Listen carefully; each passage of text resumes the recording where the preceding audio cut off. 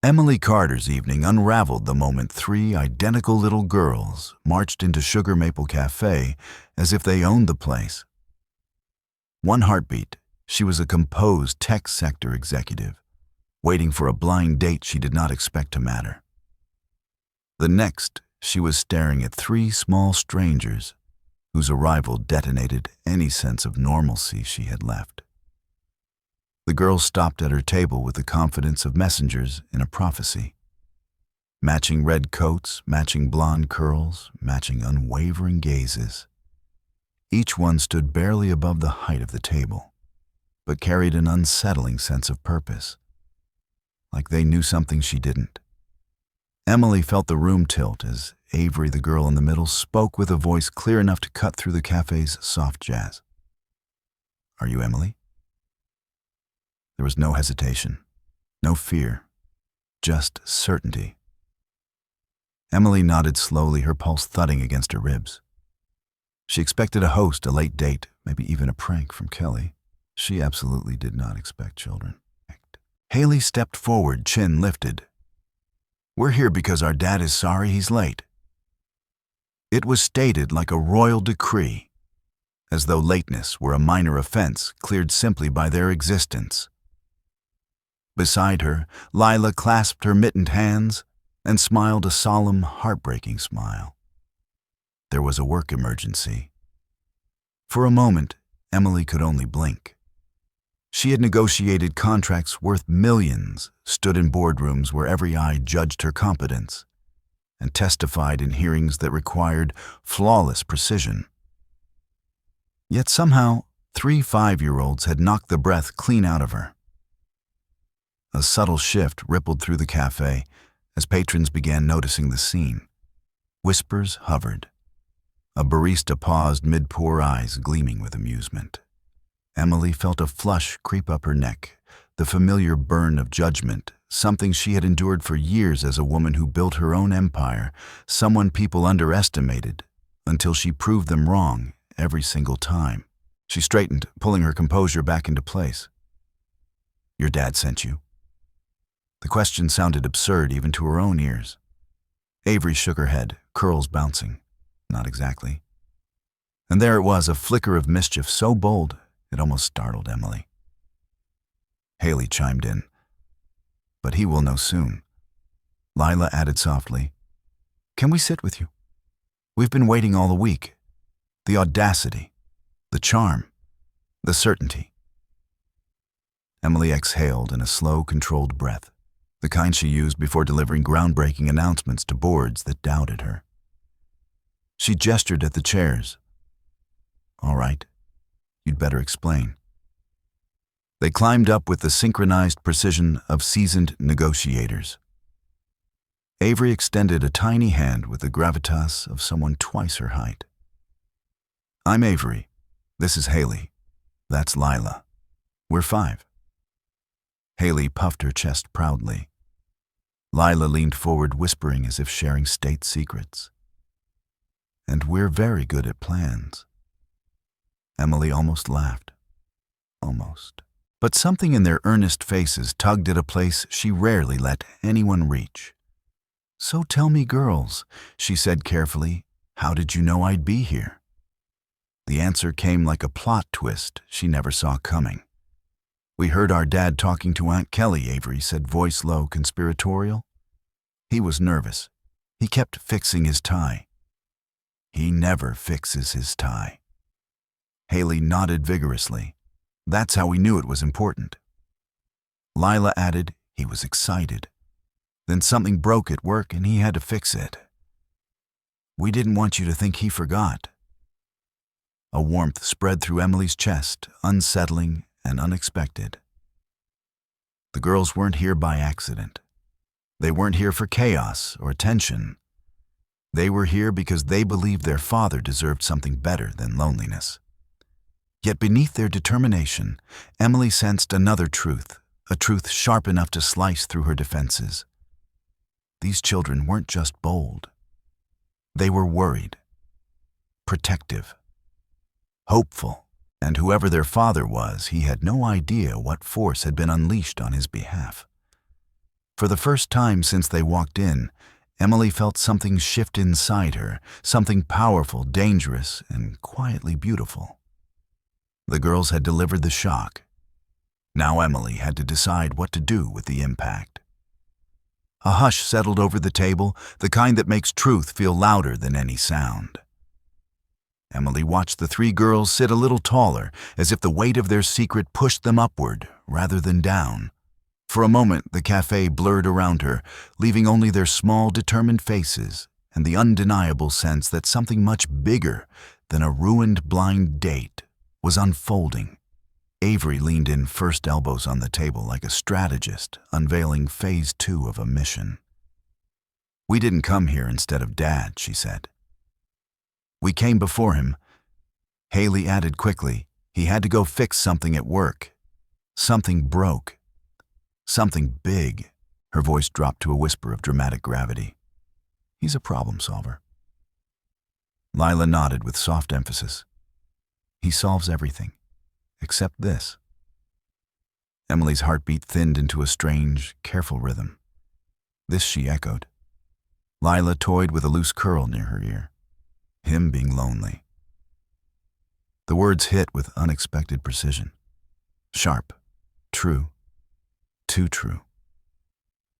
Emily felt them land in the hollow spaces she rarely acknowledged. Her own loneliness rose like a shadow she pretended not to see. But these girls with their direct eyes and fearless honesty saw right through the armor she wore daily. Haley rested her chin on her hands. "Dad thinks we don't notice, but we do." She spoke softly now, as though revealing the hidden chapter of a story no one had dared to read aloud. "He smiles a lot. But sometimes it's a sad smile, the kind he wears when he thinks we're busy." Avery took the thread seamlessly. "And we heard Aunt Kelly say your name. She said you were smart and kind and brave. She said you were the sort of person who doesn't run away from difficult things." Emily's chest tightened. Kelly had said that. But hearing it through the mouth of a 5-year-old made it feel different. Heavier. More dangerous. As if this moment had been orchestrated long before, Emily stepped into the café. "We wanted to help," Avery said simply. Emily blinked. Help what all three girls spoke at once. Help Dad not give up on being happy. The power of their words stunned her. These weren't children meddling for amusement. They were children trying to save someone they loved. And suddenly, the entire picture sharpened: the matching coats, and the solemn hope in their eyes, the urgency in the way they'd marched up to her as if time itself were running out. Emily had spent years commanding boardrooms, steering companies, making decisions that changed fortunes.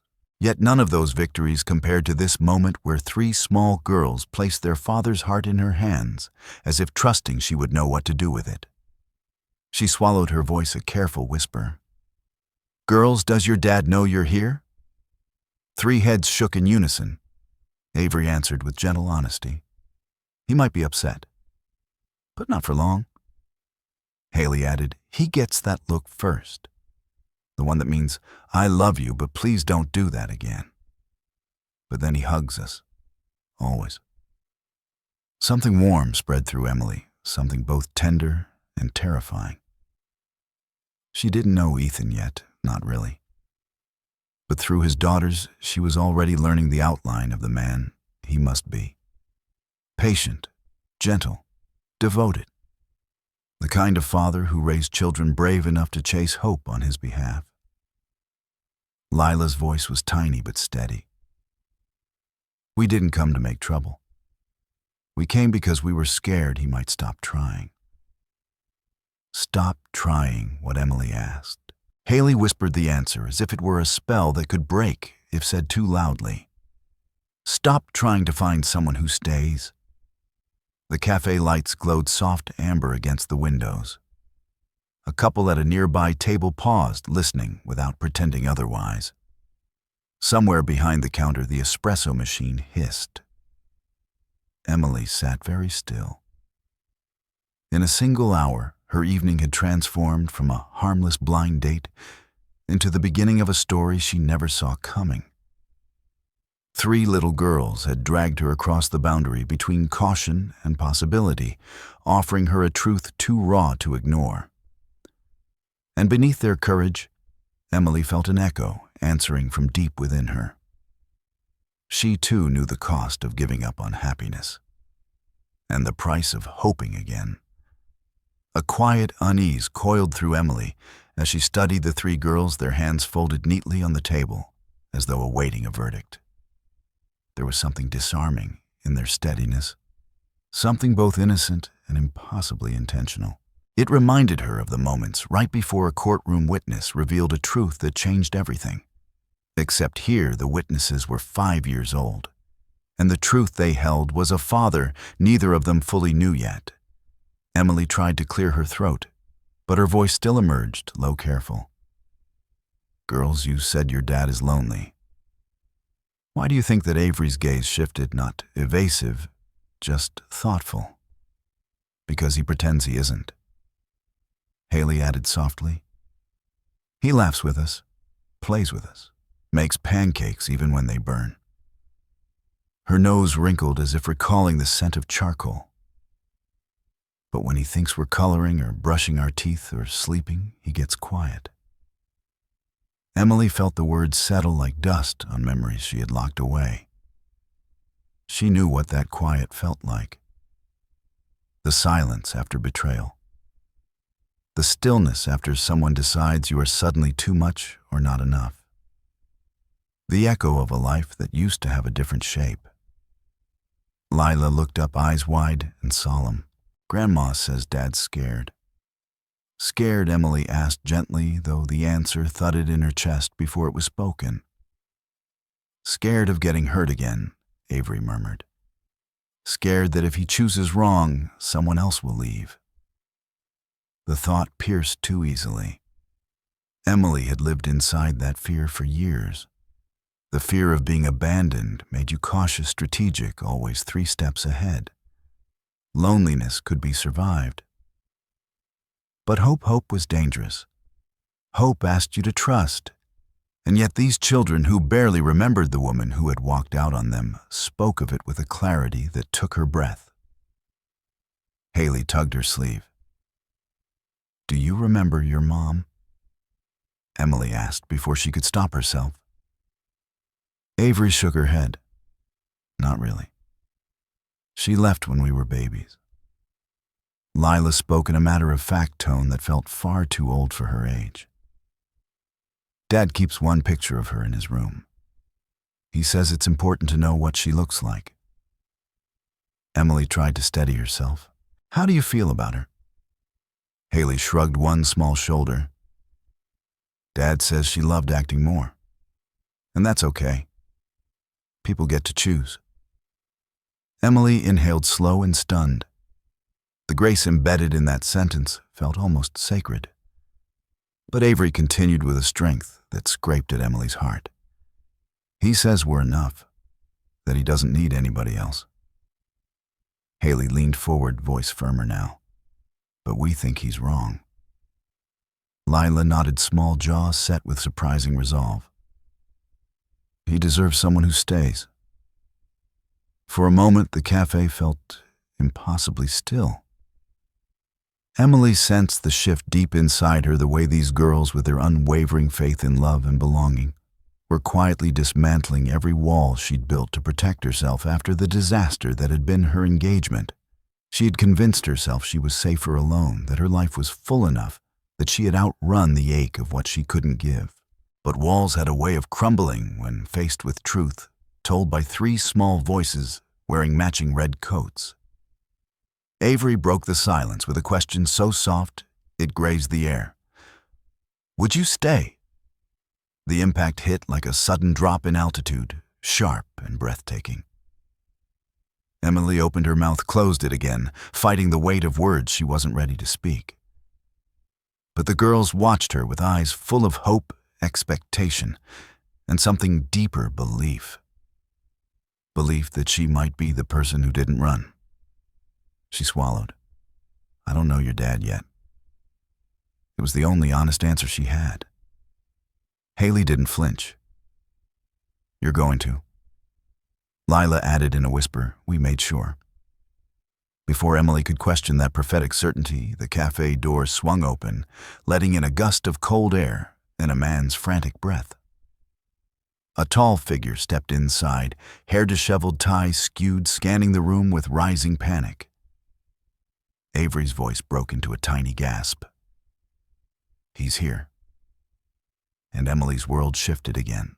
Ethan Reed froze in the doorway of Sugar Maple Café, the cold clinging to his coat as if trying to pull him back outside. His breath came shallow and uneven, his eyes wide with a panic Emily recognized instantly. It was the same panic she had felt years ago when she watched her entire future collapse with one cruel sentence from the man she planned to marry. His panic was different, though. Sharper, protective, desperate in that particular way only a parent could understand. His gaze swept the cafe once, twice, then locked onto the three small blonde heads at the corner table. And then onto her. Emily felt the moment strike him like a blow. Ethan strode across the room so quickly that half the patrons looked up, sensing the urgency in his movements. His tie was crooked, his shirt slightly wrinkled, and there was a smudge of grease on his sleeve, as though he had sprinted straight from a malfunctioning server to this very spot without stopping long enough to breathe. Avery, Haley, and Lila sat up taller, guilt and triumph warring on their tiny faces. Emily braced herself.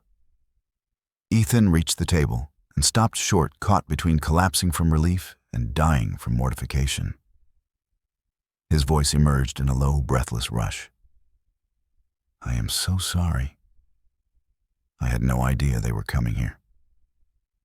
There was a crisis at the office, and then the nanny called, and Emily lifted a hand, gently stopping him mid-sentence. "You must be Ethan."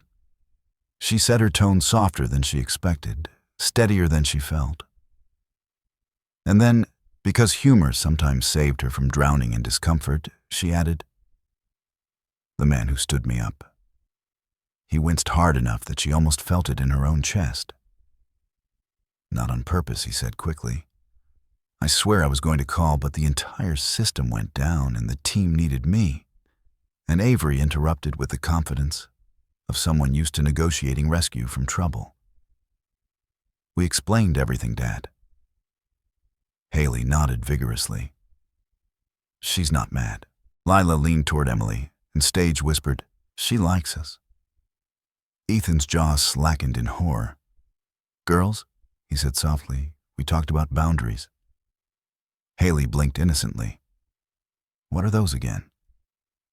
Emily bit back a laugh, and for a moment her tension eased. Ethan turned toward her, and in that instant she saw everything the girls had told her reflected in the lines of his face: exhaustion, strength, fear, tenderness. A man stretched thin, but still standing. A man whose heart had been broken, but somehow still beat with enough force to raise three brave girls. A man who had clearly expected tonight to go very differently. "I really am sorry," he said again, voice quieter now. "This is not how I wanted this to go." "How did you want it to go?" Emily asked, genuinely curious. Ethan exhaled a slow unraveling of expectation and defeat. "I don't know. Normal, calm, less like a disaster." His eyes flicked apologetically toward the girls. "But life rarely listens to what I want." Emily surprised herself by smiling. Normal is overrated. Something flickered in his expression. Hope, maybe? Or gratitude? Before he could respond, Avery straightened decisively. "We can still fix it." Ethan closed his eyes. "Please don't say dinner," Haley announced. "At our house." "Then Dad still gets his date," Lila added proudly. Ethan groaned softly into his palm. "Girls, Emily probably has plans." Emily looked at the three faces watching her with fierce, fragile longing. Then at the man who seemed torn between fleeing and collapsing. She felt something shift inside her again. "I don't," she said quietly, "have plans, and I'd like to come." 3 small voices erupted in victorious cheers. Ethan stared at her, stunned, maybe relieved, definitely terrified. But beneath all of that, there was something deeper, something raw and shining. Hope. Emily held his gaze for a beat longer than necessary, letting the truth settle between them. The girls had dragged her into a story she never meant to step into. But maybe, just maybe, she was meant to stay. Ethan's house sat on a quiet street in Bellevue, the kind of neighborhood where porch lights glowed warm and steady, where children's bicycles leaned against fences, where life tried its best to be gentle. Emily stepped through the doorway and felt a subtle shift in the air, as though she'd crossed into a place built from equal parts chaos and devotion. The house smelled of laundry detergent, pasta sauce, and something faintly sweet that might have been crayons or childhood itself. Avery darted inside first, announcing with theatrical flourish, "Welcome to our castle." Haley corrected her without missing a beat. "It's not an actual castle, but it feels like one." Lila added solemnly, "Dad says every home can be a castle if the people inside out love each other." Emily felt those words land deeper than she expected. Ethan hovered behind her, rubbing the back of his neck, clearly fighting embarrassment and gratitude at the same time. "I swear it's usually cleaner." They didn't give me a chance to prepare. The house wasn't messy. It was lived in. Shoes near the door, a basket of folded clothes waiting for attention.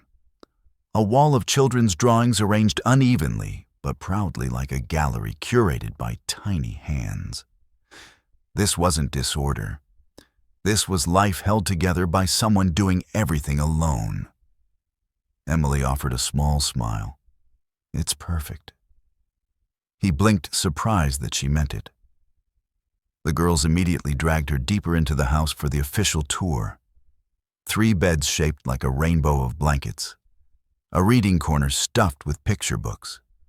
A small table covered in glitter glue and construction paper. Everywhere she looked, she saw the imprint of Ethan's effort, Ethan's late nights, Ethan's relentless love. But she also saw what was missing. A second adult hand. A partner. Another heartbeat in this home. In the hallway, they stopped before a framed photo. Emily studied it. A younger Ethan, exhausted but glowing with wonder, cradling 3 impossibly tiny babies in one pair of arms. His smile was full, unguarded, certain. But next to him was empty space. No mother, no second pair of hands reaching for those newborns. Haley spoke first. "Dad says he was scared all the time when we were babies," Avery added. "But he still made us feel safe." Lila's voice softened. "He didn't have help, but he did it anyway." Emily touched the frame lightly, as if acknowledging the weight of the silent spaces around him. A call from the kitchen broke the moment. "Dinner is ready," Ethan announced. "Or edible, I think." The girls bolted toward the kitchen. Emily followed, and the sight waiting for her nearly made her laugh. The pasta was overcooked to surrender the garlic bread, unevenly toasted, and the salad looked like someone had simply dumped lettuce into a bowl and declared victory. Ethan winced when he caught her expression. "I used to be better at this. Before work got insane. Before 3 children conspired to age me 15 years. It looks wonderful," Emily said. And it did in the same way. A crooked handmade gift looks wonderful. Imperfect, but filled with effort.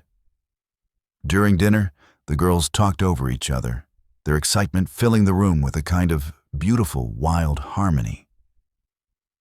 Ethan jumped in every few seconds with gentle corrections and occasional apologies. Emily listened, laughed, and responded to every question thrown her way, from favorite ice cream flavors to whether she liked magic tricks. Somewhere between Haley's story about a failed science experiment and Lila reenacting a playground drama with exaggerated gestures. Emily felt something loosen inside her, something she had kept tied tight for years. Joy. Not the polished joy of professional achievement. Not the fleeting joy of a perfect presentation or a closed deal. Real joy. The messy kind. The kind with fingerprints and interruptions and overcooked pasta. Ethan watched her sometimes when he thought she wasn't looking. And she watched him when he thought he could hide behind the meal he ruined. Their glances were small bridges being built, plank by plank. As the meal drew to a close, Avery leaned across the table and asked boldly, "Are you going to stay for bedtime stories?" Ethan sputtered. "Girls, Emily has a life. She doesn't need to see the chaos that happens upstairs." Emily looked at him then, at the hopeful faces around the table. Maybe she did. "If it's all right," she said softly, "I'd love to." Ethan blinked, something unspoken and powerful flickering in his eyes. And just like that, the night shifted again. Upstairs, the hallway glowed with the soft amber of night lights shaped like tiny moons.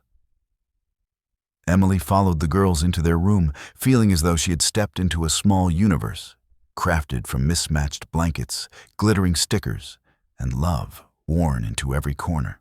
3 beds formed a gentle curve around a low bookshelf, stuffed full of stories, their spines frayed from countless nights of reading. Avery climbed onto her bed, with the confidence of a captain ready to command a ship. Haley rummaged through a pile of books with a sense of urgent purpose, tossing aside fairy tales and adventure stories until she found the one she wanted. Lila sat quietly on her pillow, waiting with patient anticipation. Ethan appeared in the doorway, leaning against the frame for balance, watching Emily, as if still unsure whether she was real or a dream conjured by 3 determined daughters. "You really don't have to stay for this," he murmured, voice low, intimate in a way that sent warmth down her spine. "I know," Emily said. "I want to." Something loosened in his shoulders, a breath he didn't know he was holding. Haley thrust a book into Emily's hands before Ethan could object. "You read first," she declared. "Dad always reads. We want to hear someone new." Emily glanced down. It was a story about constellations and curious children who searched the sky for signs of magic. Fitting, she thought. Entirely fitting. She sat on the edge of Avery's bed. The girls settled around her, 3 small bodies wrapped in blankets, eyes bright in the dim room. Ethan stood at the foot of the bed, arms crossed loosely, watching with an expression she couldn't quite read. She began to read, slowly at first, finding the rhythm. The room softened around the sound of her voice, the nightlights casting gentle shadows that moved with each turn of the page. The girls listened enraptured, leaning closer every time Emily shifted or emphasized a line. When she reached the final page, the one where the children found their own place in the universe, silence fell like a warm blanket. Avery whispered, "You read nice." Haley added, "I like your voice. It sounds brave." Lila finished quietly and safe. Ethan looked away, the emotion on his face too raw to hide. Emily felt something tug behind her ribs, something she had buried under ambition, logic, and fear. When Ethan took his turn reading, he changed his voice for each character, making the girls erupt into giggles. Emily watched him not with amusement, but with awe. This was a man who carried the world on his shoulders in daylight, then knelt beside 3 beds at night to create magic with nothing but his voice.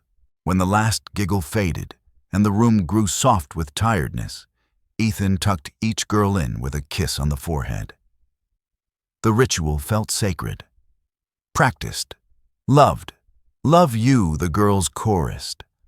"Love you more," Ethan whispered back.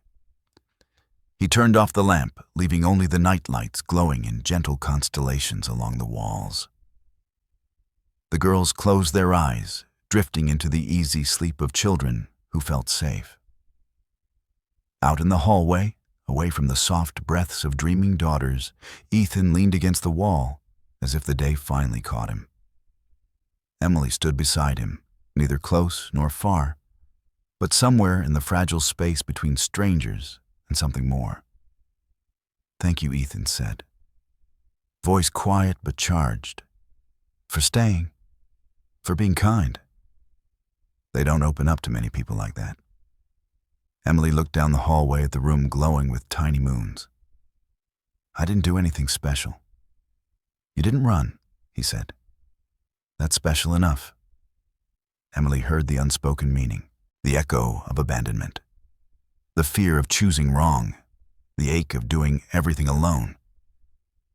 She understood it with a clarity that sent a tremor through her. He pushed off the wall gently. "I should get you home." She nodded, but neither of them moved. Something had begun tonight. Something neither of them planned. Something that felt in its first fragile shape like the start of a home rearranging itself around new possibility. The following weeks unfolded with a quiet, steady pull that neither Emily nor Ethan dared to name. Emily found herself returning to Ethan's house again and again, sometimes with purpose, sometimes with no real reason at all. Each visit slipped into the next, until her presence felt less like an interruption and more like something the house had silently been missing. The girls welcomed her with the ease of children who trusted their instincts. Avery saved her a seat during homework time. Haley asked her to judge homemade science experiments that always erupted at the wrong moments. Lila slid her hand into Emily's whenever they walked to the car, as if the gesture had always belonged to them. Ethan watched all this with a mixture of awe and fear. Emily saw it every time he lingered in a doorway, every time his eyes softened at the sight of her reading to the girls, every time he looked at her, as if trying to understand how she'd slipped past all the defenses he'd fortified around his life. One evening, after a long day, they'd planned a rare night alone. He had set the table. She had brought wine.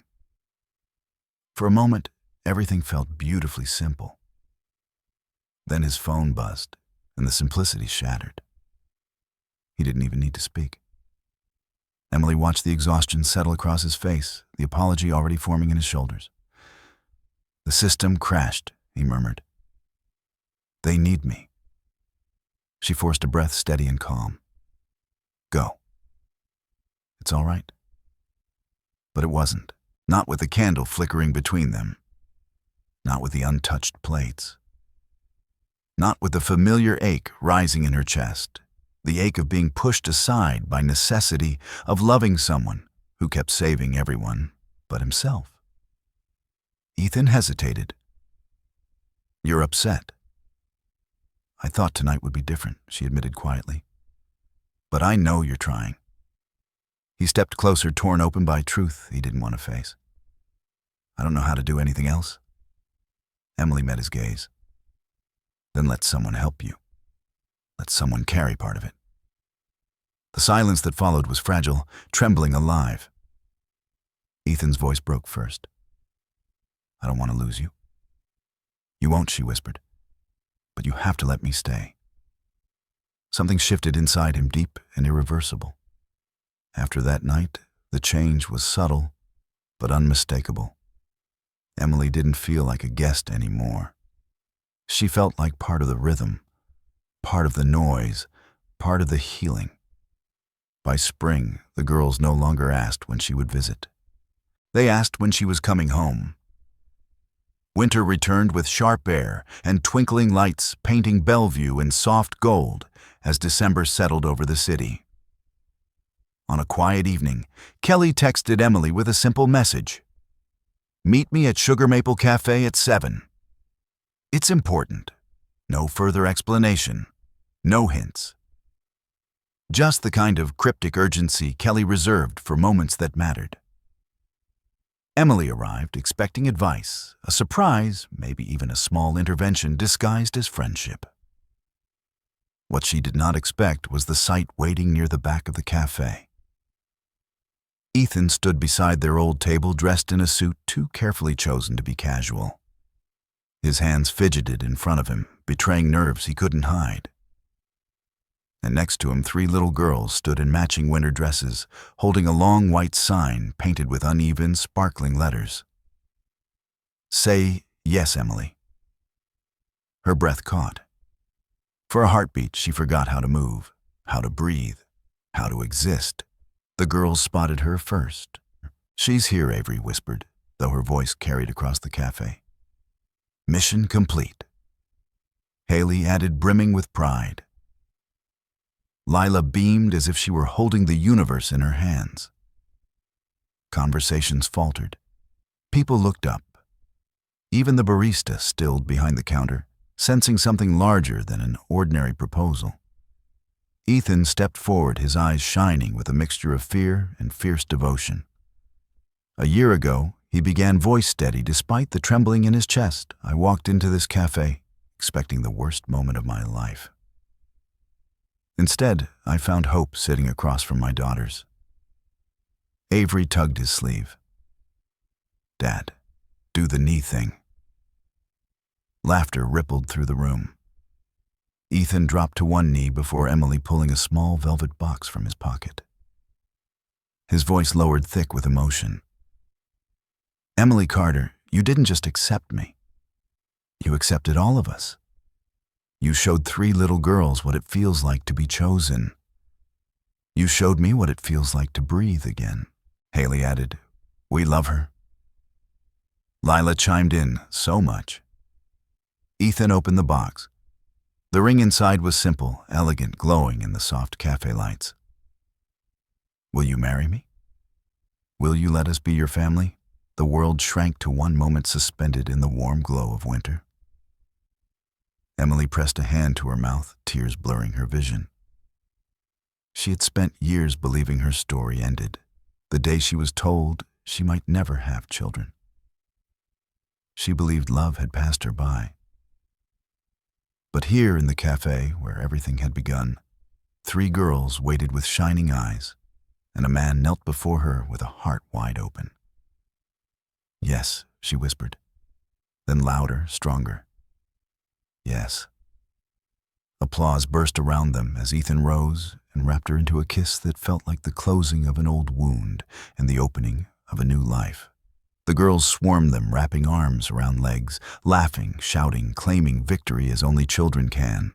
Outside, snow began to fall in slow, soft flakes, drifting like blessings onto a world quietly reshaped by love. Avery tugged her coat. "Emily, yes, sweetheart, can we call you Mom now?" The question struck deeper than anything in the proposal. Emily knelt, gathering them into her arms, tears warming her cheeks. "If you want to." "We want to," they said together. And in that moment, surrounded by falling snow and the warmth of a new family, Emily Carter understood the truth she had spent years trying not to believe. Love doesn't arrive on schedule. It arrives exactly when it's meant to. And when it does, it stays. In the end, Emily's story reminds us of a truth relationship experts repeat often: the strongest families are not defined by blood timing or perfection, but by the courage to choose each other every day. Healing begins the moment someone decides to stay, even when life has made staying difficult. Ethan rebuilt his life piece by piece, and Emily stepped into it not as a savior, but as a partner willing to share the weight. Their journey teaches us that love is less about grand gestures and more about consistent presence. If this story moved you, let it be a reminder of the quiet power of second chances. Like this video, subscribe for more heartfelt narratives, and share it with someone who needs hope today. And tell us in the comments, love stays.